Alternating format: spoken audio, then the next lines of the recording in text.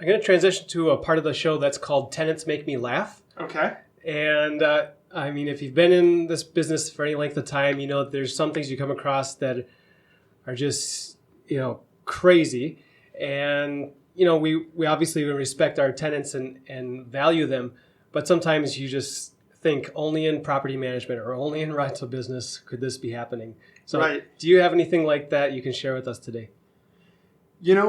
When you run a property management company, you almost become numb to it. And then like one story starts to beget another. So there are a couple that come to mind. One, I would say, just reinforces the idea of having good processes and where you spend your time. I had a duplex where we had owned it, and the tenants had been really difficult to deal with. They had been rough on the property, and we had actually elected to sell the property. And I was there on site to meet with them, to tell them, hey, we're going to sell the property, trying to walk them through, help them feel comfortable about it.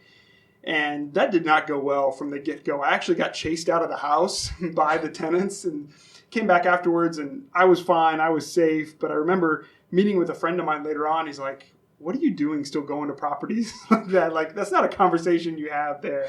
So I reflect on that now to say, like, he was absolutely right.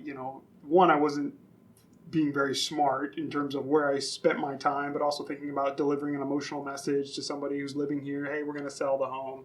So that's one story that comes to mind, but we've had all sorts of interesting things happen, from crazy things about what people have allowed their dogs to do to the property. We replaced a whole kitchen because I'm pretty sure the guy let his dog go to the bathroom in the kitchen for the better part of a few months right before his lease ended. So it's definitely a time where when you get property managers together, you can exchange some pretty crazy stories pretty quickly. Yeah, I can commiserate. Yeah. Well, that's an interesting example that you gave there of letting the tenant know that the property is going to be sold, because I think that's really important. Well, I think there's a lot of mixed views on it. Some people try to keep it really hush-hush until even after the transaction has happened. There's legislation or city ordinances that are under consideration for giving tenants a certain amount of notice. And I, as a selling agent, I'm often wondering, okay, what's this owner's plan? Because can I say anything? Do I have to be here like in disguise? Because you got to show the property, and buyers need to see the property. So right.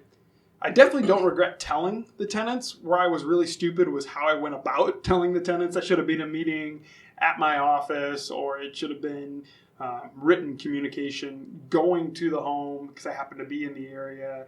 I thought coming off more personal in that moment might help them put up with the showings a little bit better, but that wasn't the case. So I definitely believe you need to be upfront and forthright. Treat people the way you would want to be treated. If I was living in a home and it was going to be being sold, even if the owner has the legal right to do showings, I would want to know that that's going to happen and being able to give proper notice there. So just making sure I had that conversation a different way. Yep. Want to hear more on this topic? Click the link below for the full episode of Maximizing Your Property Value.